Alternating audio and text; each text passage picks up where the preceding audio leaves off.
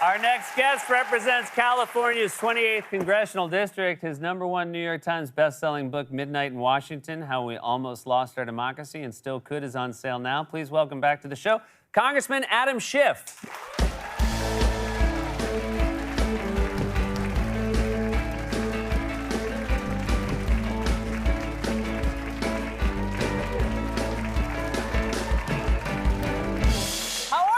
I'm good. I'm good. This is a lovely place to see you. The last time I saw you is not where I expected to see a congressman. I was at my in-laws' house. I was sitting on the steps with my son.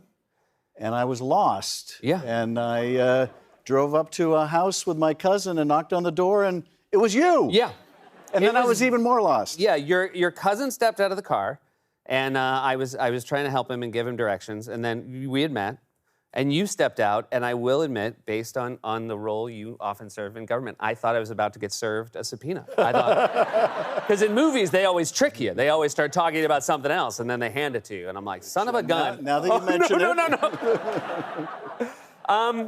it. So you're very honest about a lot of things in this book, including how you feel about some of your colleagues, including Kevin McCarthy, we talked about earlier in the show. How did you feel? I should point out, maybe not the biggest fan of Kevin McCarthy. And how did you feel watching his 8.5-hour speech the other night? It was torture. Yeah. It was my first moronithon. Mm-hmm. And I kept thinking, if this is his way of punishing Paul Gosar, why make the rest of us suffer? Right, I have to sit through it. It was rambling. It was incoherent. And the strange thing about it is, if you're going to filibuster something, do you really want to filibuster early childhood education, quality child care, hearing aids for seniors, the most vigorous effort to combat climate change? Is that really what you want to try to filibuster? Well, I wonder why it is he would do that. Because Build Back Better, the elements of it are very popular. These are things people want. And yet the Republican Party does seem like there is some sort of electoral advantage to running against it. Do you feel like people are going to get excited about this bill? And do you feel like it's something the Democratic Party is going to be able to run on as they approach a midterms that maybe people are not particularly optimistic about insofar as how your party is going to do? I think we're going to have the most comprehensive positive agenda any Congress had to run on. The combination of the rescue plan, the infrastructure bill, Build Back Better, will be essentially the New Deal for this new generation, lifting half the nation's children out of poverty, attacking the problem of climate change, helping all Americans with prescription drug prices, helping young people afford college, helping others get a good job. And the challenge will be, okay, what are we going to focus on when we go around the country and tell people what we did, because it's so expansive. But I think it gives us a real fighting chance to buck that midterm trend where the party in power in the White House loses seats, and we are going to have to defeat that trend, because the idea that someone with the kind of lack of morality or ethics like Kevin McCarthy could ever go near the Speaker's office is just terrifying.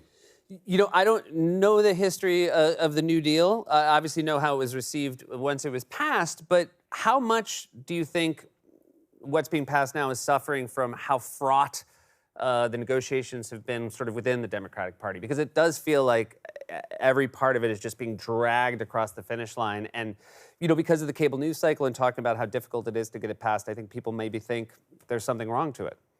I think the lead up to the passage of the infrastructure bill, had Democrats fighting Democrats, and that was just singularly destructive. When we got to Build Back Better, there was none of that. I think we realized just we can't afford to be fighting amongst ourselves. The answer to the challenge of, getting more out of the Senate is we need more Democrats in the Senate.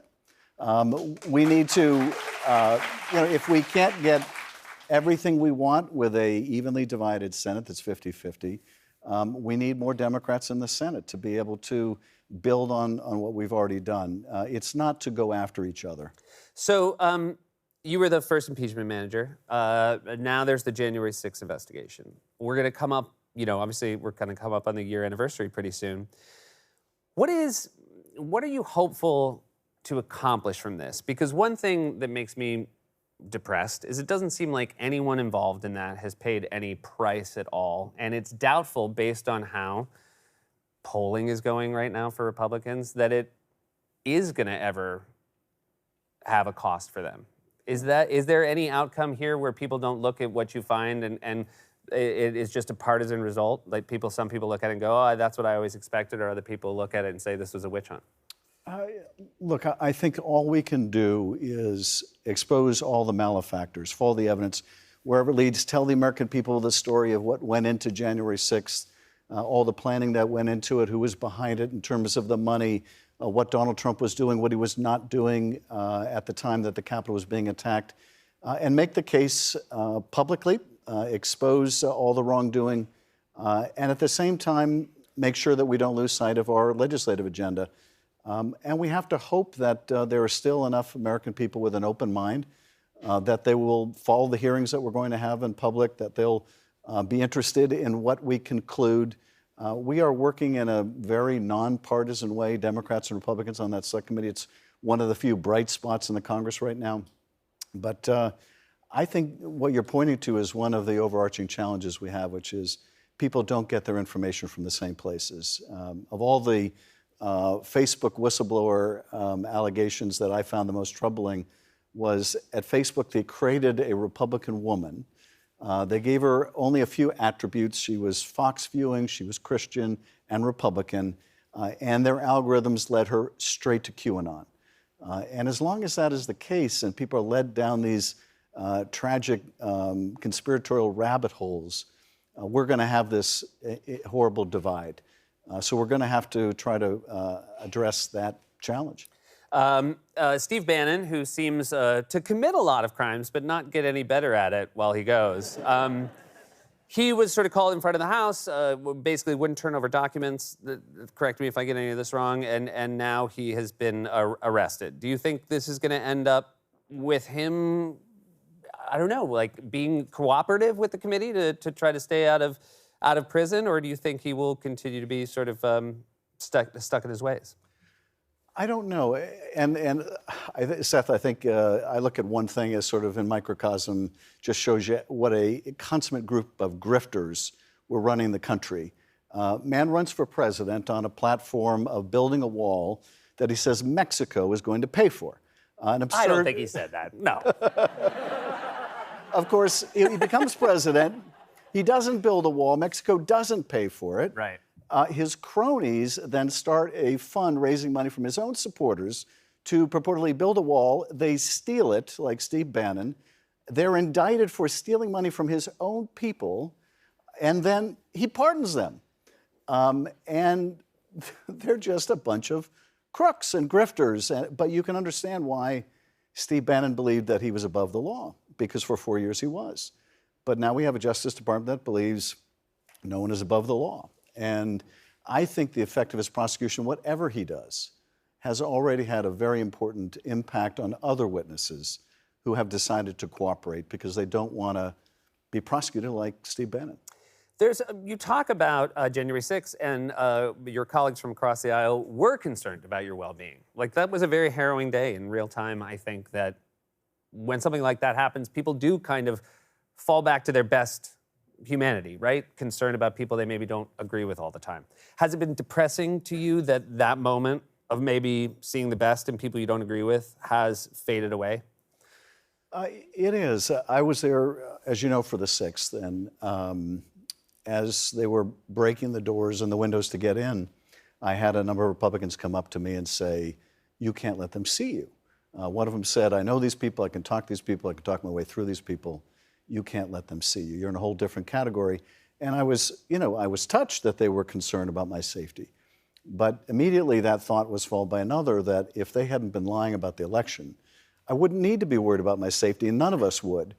And when we left the chamber and came back after the police put down that insurrection, these same people were still pushing the big lie, still voting to overturn the election. And whatever goodwill I felt about their concern for me evaporated. We had a chance after that terrible tragedy to turn a corner as a country. But they have just, these what I call insurrectionists in suits and ties, have just doubled down on the big lie. And they're persuading millions of Americans that we can't trust our elections. And if you persuade millions of people that we can't trust our elections to decide who should govern, then what is left but violence? And this is why things are so precarious. But the answer has to be not despair. The answer has to be engagement, even greater engagement, to get us through this. And one of the reasons I titled the book Midnight in Washington is midnight is the darkest hour of every day, but it's also a hopeful time because we know that what follows is light. And there are millions and millions more Americans who love and cherish our democracy than those who are determined at the moment to tear it down, and they will get us through this. Well, I'm just going to say this. It sounds like a really weird place to work. Thank you so much. That's Congressman Adam Schiff, everybody. Midnight in Washington is out now.